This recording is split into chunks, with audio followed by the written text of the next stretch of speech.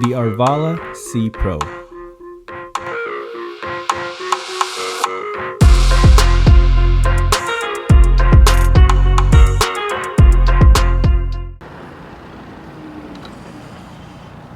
Hello everyone, welcome to Ryan Unboxed. In this video, we're going to look at the Arvala C-Pro Electric Scooter. Here's a look at how the scooter comes in when it's delivered. It's packaged well with a lot of foam protecting it. There's minimal assembly required, and inside you get the user manual, tools, charger, reflectors, and rubber bolt covers. Here's a look of it outside the box. And just to highlight the assembly process, basically you have to unfold and lock the stem into place. Attach the handlebars and tighten the brake levers, the controls, and the display to your desired angle. And then install the rubber bolt covers in the front and in the rear.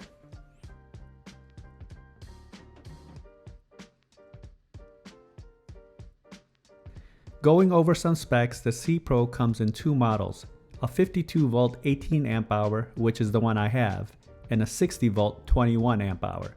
It's made of aluminum alloy steel, 1000 watt front motor and a 1000 watt rear motor, 52 volt 18 amp hour battery, and it takes 9 hours to fully charge with one charger, and you have the option of using a second charger, which will cut the time in half.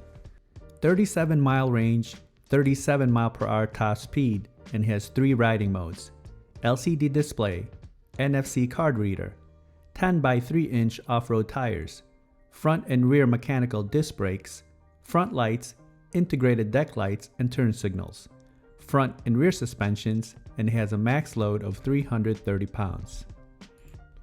A walk around the scooter, you'll see that the front stem has the height adjustment levers and the front light. You have the folding lever, front fender, 10 by 3 inch off-road tires, 1000 watt front motor, front suspension, and the front light. Towards the middle and the back, you can see the charging ports, battery, deck lights, kickstand, rear suspension, rear footrest, rear fender, and the 1000 watt rear motor. On the other side, you can see the mechanical disc brakes and the rear lights. Towards the front, you can also see the mechanical disc brakes. Looking at the handlebar area, you have the brake levers, lights and horn buttons, single and dual motor buttons, the fold buckle, NFC card reader, LCD display and controls, and the throttle. Taking a look at the controls, you have the display on the right side here. So you have the power button.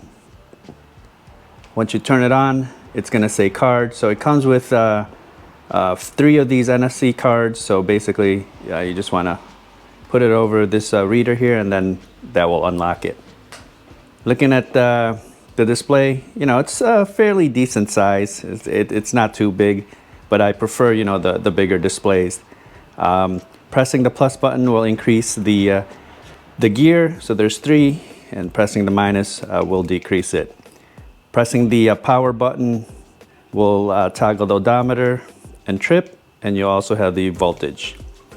You can access additional settings by pressing the plus and minus at the same time, and that will bring you to the P settings, and you can modify a wide range of parameters, from the brightness of the display, the kickstart mode, cruise control, and so on. It's all in the manual.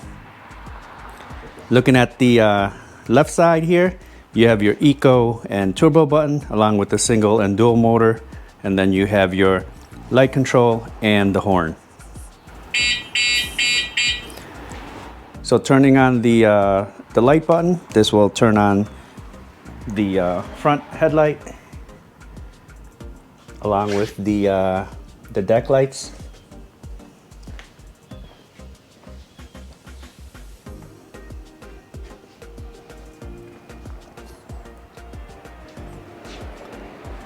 And then you also have the turn signal. So I'll turn both of them on, and you can see it flash.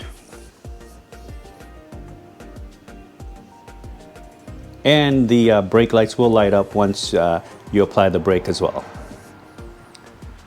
So folding and unfolding the scooter is simple. There's a bolt that you want to loosen here. Once you loosen that, you can pull down this lever and then the stem will go down. There's also a loop here that will attach to the to this little hook on the bottom here. The handlebar is adjustable, so if the loop is not lining up, you can just loosen it. So there you go, it's attached, and then you can transport this scooter. It is a little bit on the heavier side, but you know, it allows you to fold it and easy for storage and transport. And then unfolding it is just a reverse operation. Just unhook it, bring the stem up, and then tighten the bolt. So looking at the handlebar area, as mentioned, you can adjust this height. So you can raise it up and down, and then you have two levers here that will lock it into place once you have your desired height. Now I'll show the scooter in use. I'll test it out on rough terrain, show the different speed modes, test the brakes, see how it does uphill, downhill, then give my thoughts. Now I'm going to do the rough terrain test. This trail is pretty bumpy. Let's see how it does. This scooter does have the front and rear suspensions. All right, here we go.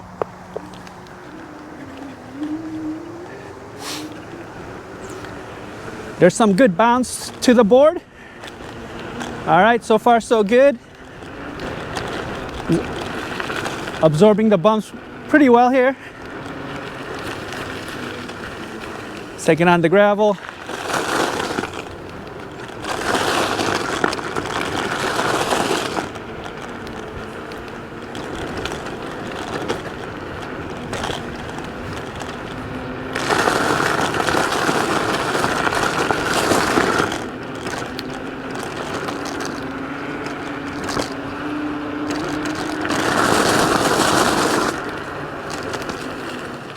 Now I'm going to do the speed test. This has 3 modes, mode 1, mode 2, and mode 3.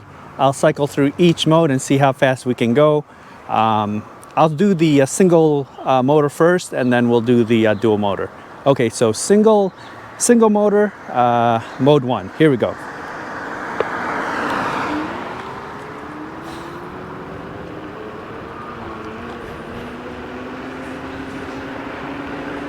All right, we're at about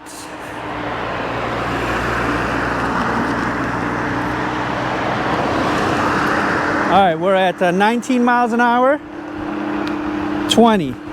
Going to mode 2.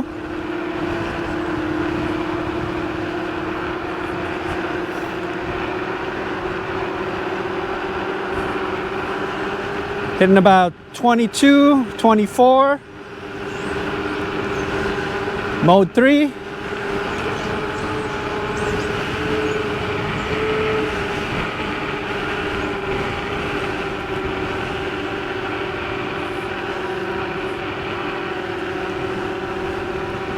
About 22, 24, so about 24, mode 3.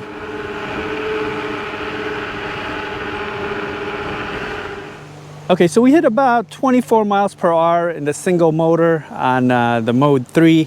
I'm gonna do the dual motor now, and we'll start off with the mode 1. Okay, let's see how fast it can go. All right, definitely a lot of torque there. You can hear the wheels spin out, and we're at about 19 miles per hour, just like that. 20. Going to mode 2. All right, definitely feel the pickup now. 27, 28, 29. Mode 3.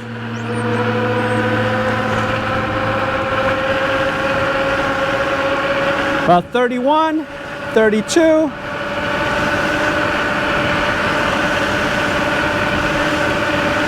34, 35.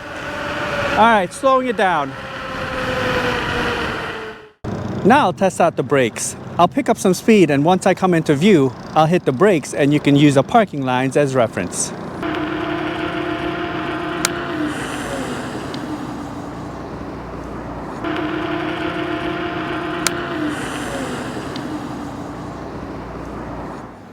Now I'm going to do the uphill test. We saw that with the speed test, we reached 35 miles per hour on dual motor. It still had plenty more to go, but I had to slow it down because we were running out of real estate there. So let's see how it does going uphill. If it could hold the speed, we'll keep it on the dual motor mode, and I'll put it on mode 2. Actually, I'll put it on mode 3. All right, here we go, uphill test. All right, you can hear the wheels spin out.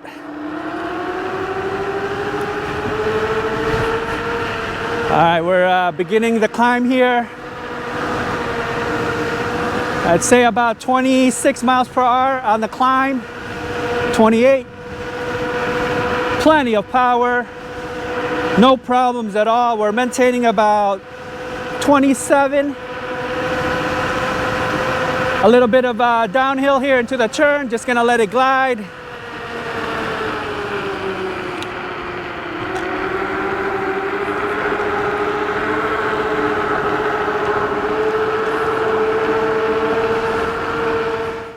All right, so the uphill test handled that with no problems, plenty of power. It just powered through.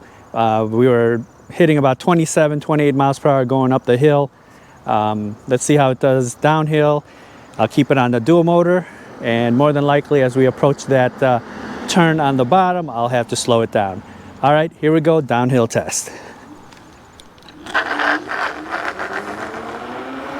All right, a little bit of tire spin there. We're at 27, gonna slow it down here.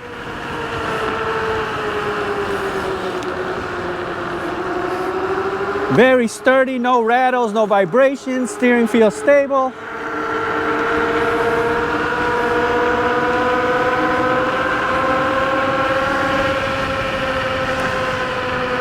Now you could also adjust the settings if you don't want that that powerful start where, you know, it kind of peels out. If you want more of a moderate start, there's options in the P settings to adjust that. I also want to note that this has the Eco and Turbo mode, so if you want to conserve a little bit more of the battery, you can keep in the Eco. The acceleration is not as harsh, but when you put in the Turbo, you know, you'll get a little bit more torque there. Here are my thoughts on the scooter. The assembly is straightforward and you can be up and running in no time. The user manual walks you through the process. It feels solid and there's good weight to it, coming in at over 80 pounds. It has a wide deck and plenty of room for you to stand comfortably, and you also have the metal footrest in the rear. The tires have a nice off-road tread pattern. It's easy to fold and unfold, and the handlebars' height can be adjusted, which is a plus. The steering felt stable and the stem was stiff. There were no rattles or vibrations. Cable management is done well and hidden with the sleeves. The front light is bright and the turn signals along with the deck lights are visible during the evenings. The yellow paint has a gloss finish and it stands out. It looks very sharp. It has plenty of power with its two 1000 watt motors. It was able to conquer the inclines with no speed loss.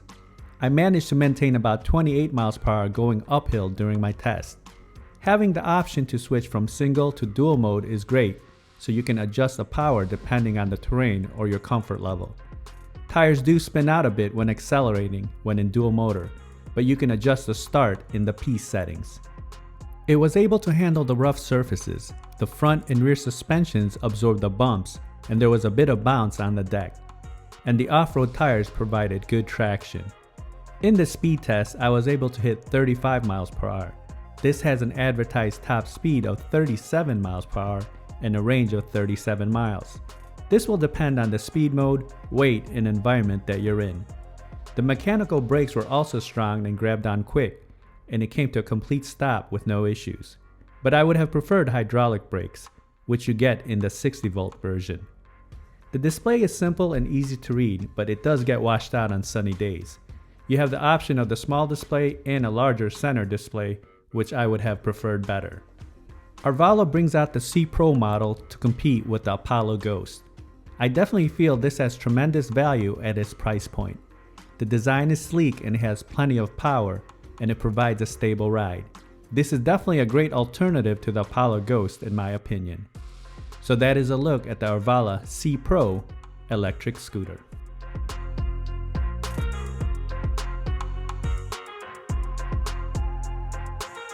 If you like my video, go ahead and hit that like button, and if you haven't subscribed yet, hit that subscribe button as well. Until next time, this is Brian Unboxed. Take care, everyone.